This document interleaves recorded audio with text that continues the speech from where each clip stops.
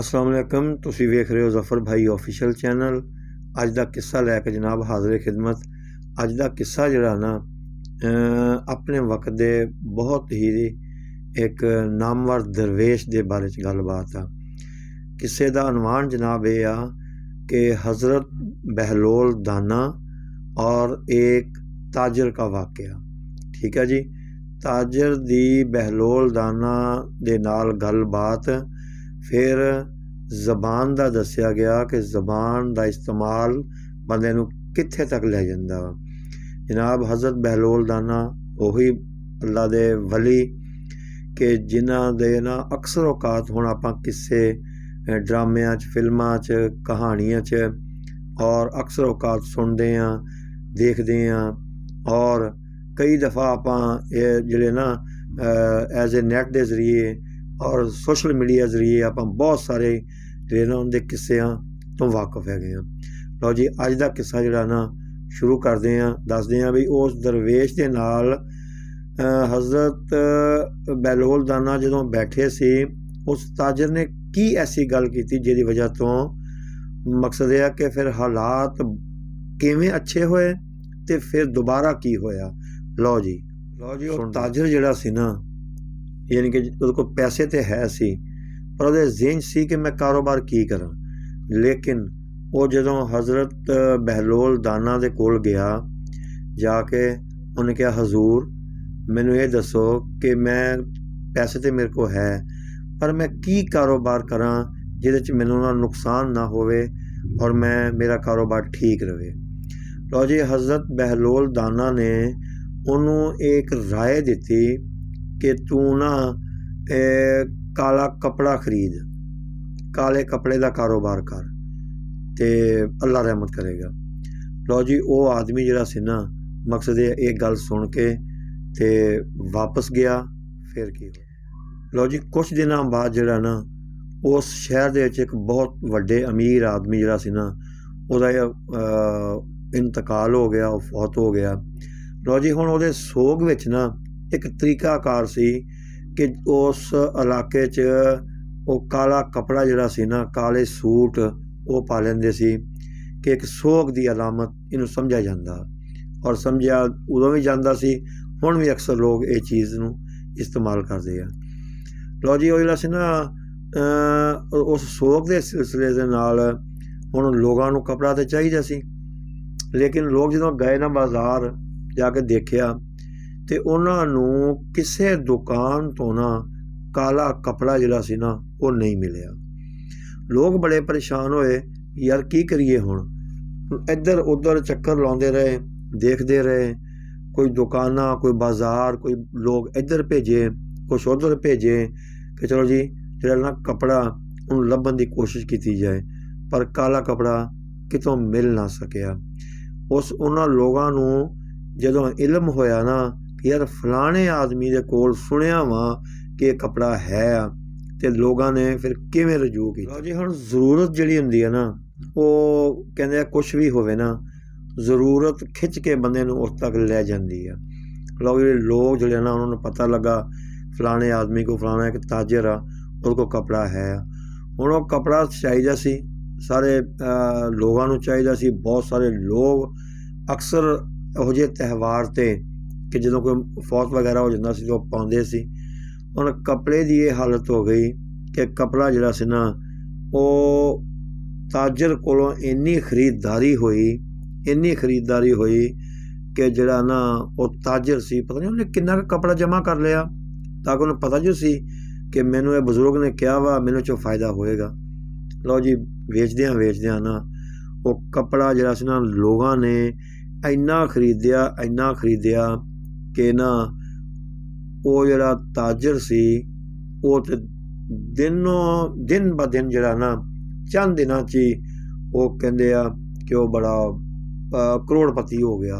उस जमाने च बड़ा नामवर हो गया, नौकर चाकर आ गए, बादशाह। फिर तो जिहड़ा ना वो सवारी ते भी बहिंदा सी ना, घोड़े ते या किसी दे, ते वो भी नाल दो बंदे हुंदे सी बिठाउण वाले। वो एक वक्त आया कि उन्हें अपनी सवारी तैयार करवाई, मुलाजम ने कहा चल भी तैयार सवारी तैयार करो मेरी। ਸਵਾਰੀ 'ਤੇ ਬੈਠਾ, ਘੋੜੇ 'ਤੇ ਬੈਠਾ ਇੱਕ ਬੰਦਾ ਨਾਲ ਸ਼ਹਿਰ ਦਾ ਚੱਕਰ ਲਾਉਣ ਵਾਸਤੇ ਆ ਗਿਆ। ਜਦੋਂ ਸ਼ਹਿਰ ਦਾ ਚੱਕਰ ਲਾ ਰਿਹਾ ਸੀ ਨਾ, ਮਕਸਦ ਇਹ ਆ, ਅਤੇ ਉੱਥੇ ਉਹਨੂੰ ਫਿਰ ਉਹੀ ਦਰਵੇਸ਼ ਮਿਲਿਆ। ਹੁਣ ਦਰਵੇਸ਼ 'ਤੇ ਬੈਠਾ ਵੇਖ ਲਿਆ ਉਹਨੇ, ਪਰ ਹੁਣ ਉਹਦੇ ਜ਼ਿਹਨ 'ਚ ਇਹ ਚੀਜ਼ ਸੀ ਕਿ ਮੈਂ ਜਿਹੜਾ ਨਾ ਇੱਕ ਤਾਂ ਨਵਾਂ ਕਾਰੋਬਾਰ ਪੁੱਛਾਂਗਾ ਕਿ ਪੈਸਾ ਬਹੁਤ ਆ ਗਿਆ ਵਾ, ਅਤੇ ਇੱਕ ਅੱਗੇ ਨੁਕਸਾਨ ਤੋਂ ਬਚ ਜਾਵਾਂਗਾ, ਕੋਈ ਨੁਕਸਾਨ ਨਹੀਂ ਹੋਏਗਾ। ਚਲੋ ਅੱਛਾ, ਇਹ ਤਾਂ ਸਭ ਕੁਛ ਉਹਨੇ ਸੋਚ ਲਿਆ ਕਿ ਨੁਕਸਾਨ ਜਾਂ ਫਾਇਦਾ ਮੈਨੂੰ ਕਿਸ ਤਰ੍ਹਾਂ ਹੋਣਾ। ਇਹ ਨਹੀਂ ਸੋਚਿਆ ਕਿ ਮੈਨੂੰ ਆਪਣੀ ਜਿਹੜੀ ਜ਼ਬਾਨ ਆ ਇਹ ਵੀ ਉਸ ਤਰੀਕੇ ਨਾਲ ਹੀ ਇਹਨੂੰ ਕੰਟਰੋਲ ਕਰਕੇ ਗੱਲ ਕਰਨੀ ਪਏਗੀ। ਦਰਵੇਸ਼ਾਂ ਦਾ ਤਾਂ ਆਪਣਾ ਤਰੀਕਾਕਾਰ ਹੁੰਦਾ। ਉਹ ਤਾਂ ਬੈਠਾ ਸੀ। ਉਹ ਆਇਆ, ਜਦੋਂ ਦਰਵੇਸ਼ ਦੇ ਕੋਲ ਲੰਘਿਆ ਨਾ, ਕੋਲ ਆ ਕੇ ਉਹਨੇ ਕਿਹਾ, ਹੁਣ ਦੇਖੋ ਲਹਿਜਾ, ਸਿਰਫ ਲਹਿਜੇ ਤੋਂ ਹੀ ਕਿੰਨਾ ਕੁਛ ਬਦਲ ਜਾਂਦਾ ਵਾ। ਉਹਨੇ ਹਾਲੇ ਕੋਲ ਆ ਕੇ ਨਾ ਇਵੇਂ ਜਦੋਂ ਮੁਖਾਤਬ ਕੀਤਾ, ਮੁਖਾਤਬ ਉਹਨੇ ਇਸ ਹਿਸਾਬ ਨਾਲ ਕੀਤਾ ਕਿ ਸਮਝ ਲਵੋ ਕਿ ਉਹਨੇ ਆਪਣਾ ਸਭ ਕੁਛ ਤਬਾਹ ਕਰ ਲਿਆ। ਅੱਛਾ ਜੀ, ਅਗਲੀ ਗੱਲ ਕਰਨ ਤੋਂ ਪਹਿਲੇ ਮੇਰਾ ਚੈਨਲ ਲਾਇਕ, ਸਬਸਕ੍ਰਾਈਬ, ਸ਼ੇਅਰ ਕਰ ਦਿਓ। ਸ਼ੇਅਰ ਲਾਜ਼ਮੀ ਕਰਿਆ ਕਰੋ ਤਾਂ ਕਿ ਵਿਊ ਸ਼ਿਊ ਥੋੜ੍ਹੇ ਜਿਹੇ ਆਉਣ। ਯਾਰ ਕੋਈ ਮਜ਼ਾ ਨਹੀਂ ਆ ਰਿਹਾ, ਮੈਂ ਬੜੀ ਮਿਹਨਤ ਕਰਦਾ ਵਾਂ। ਚਲੋ, ਲੇਕਿਨ ਇਹਦੇ ਦੌਰਾਨ ਮੈਂ ਤੁਹਾਨੂੰ ਇੱਕ ਹੋਰ ਵੀ ਗੱਲ ਦੱਸ ਦੇਵਾਂ ਕਿ ਮੈਂ ਜਿਹੜੀ ਨਾ ਆਲ ਬਾਲ ਵੀਡੀਓ ਐਕਟਰਾਂ ਦੀ ਜਿਹੜੀ ਕਿ ਇਹਨੇ ਉਹਦੇ ਨਾਲ ਜ਼ਿਆਦਤੀ ਅਤੇ ਉਹਦੀ ਉਹਦੇ ਨਾਲ ਜ਼ਿਆਦਤੀ, ਅਤੇ ਉਹਨੂੰ ਐਂ ਹੋ ਗਿਆ ਅਤੇ ਕੱਪੜੇ ਫਾੜਦੇ ਅਤੇ ਫਲਾਣ ਕਰਤਾ, ਇਹ ਮੈਂ ਖ਼ਤਮ ਕਰਤਾ। ਇੱਕ ਦੋ ਵੀਡੀਓ ਦਿੱਤੀਆਂ, ਮੈਨੂੰ ਇਹ ਮਜਾਜ਼ ਹੀ ਅੱਛਾ ਨਹੀਂ ਲੱਗਾ। ਲਿਹਾਜ਼ਾ ਮੈਂ ਕਿਹਾ ਯਾਰ ਦਫਾ ਕਰੋ ਪਰਾਂ।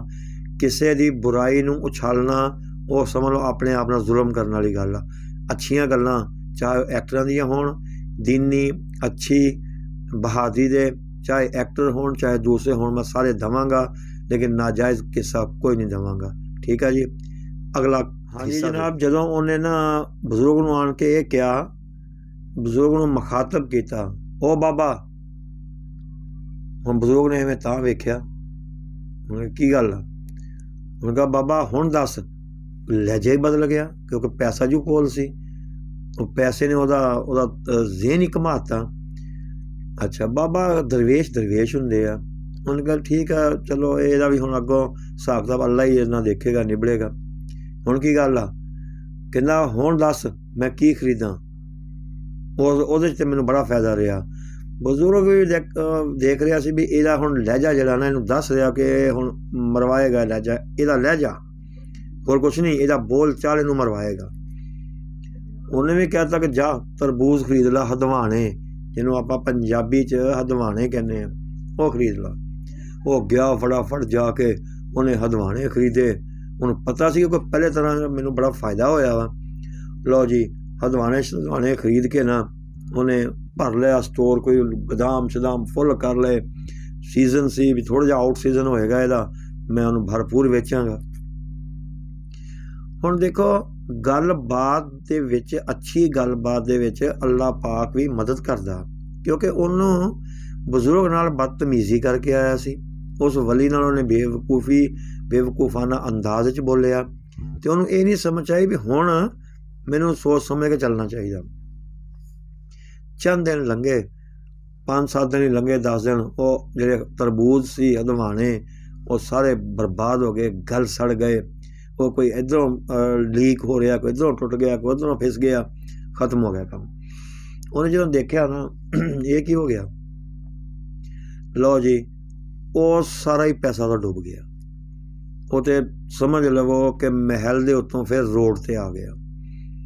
ਅਸਲ 'ਤੇ ਕਿੱਸਾ ਇਹ ਸੁਣਾਇਆ ਜਾਂਦਾ ਵਾ, ਇਸ ਵਾਸਤੇ ਇਹ ਸੁਣਾਇਆ ਜਾ ਰਿਹਾ ਵਾ ਕਿ ਬੰਦਾ ਕਦੀ ਆਪਣੀ ਔਕਾਤ ਨਹੀਂ ਭੁੱਲਣੀ ਚਾਹੀਦੀ। ਜਦੋਂ ਬੰਦਾ ਆਪਣੀ ਔਕਾਤ ਭੁੱਲਦਾ ਨਾ, ਉਦੋਂ ਯਕੀਨਨ ਨੁਕਸਾਨ ਦਿੰਦਾ ਵਾ। ਜਦੋਂ ਬੰਦਾ ਇਹ ਸਮਝਦਾ ਵਾ ਪਤਾ ਨਹੀਂ ਮੈਂ ਕੀ ਹੋ ਗਿਆ, ਜਦੋਂ ਮੈਂ ਆਉਂਦੀ ਹੈ ਨਾ, ਖ਼ਤਮ ਹੋ ਜਾਂਦਾ ਸਭ ਕੁਛ। ਲਓ ਜੀ, ਉਹ ਰੋਂਦਾ ਪਿੱਟਦਾ ਆਇਆ ਉੱਥੇ। ਉਹਨੇ ਆਣ ਕੇ ਫਿਰ ਵੀ ਲੈਂਗੁਏਜ ਗਲਤ ਹੀ ਇਸਤੇਮਾਲ ਕੀਤੀ। ਆਣ ਕੇ ਕਿਹਾ ਬਾਬਾ ਤੂੰ ਮੇਰੇ ਨਾਲ ਕੀ ਇਹ ਜ਼ੁਲਮ ਕੀਤਾ, ਕੀ ਮੇਰੇ ਨਾਲ ਤੂੰ ਇਹ ਕੀਤਾ, ਦੇਖ ਮੇਰਾ ਅੱਜ ਕੀ ਹਾਲ ਹੋ ਗਿਆ। ਉਸ ਵੇਲੇ ਦੱਸਦੇ ਆ ਕਿ ਹਜ਼ਰਤ ਬਹਿਲੋਲ ਦਾਨਾ ਨੇ ਇਹ ਗੱਲ ਕੀਤੀ ਕਿ ਭਾਈ ਮੈਂ ਤੇਰੇ ਨਾਲ ਕੁਛ ਨਹੀਂ ਕੀਤਾ, ਮੈਂ ਤੇਰੇ ਨਾਲ ਕੀ ਕਰਨਾ, ਪਹਿਲੇ ਵੀ ਤੇਰੀ ਜ਼ੁਬਾਨ ਨੇ ਹੀ ਤੈਨੂੰ ਫਾਇਦਾ ਪਹੁੰਚਾਇਆ ਸੀ, और तू अरब करोड़पति हो गया। हुण भी तेरी जबान ने ही तेनू मरवाया। क्यों?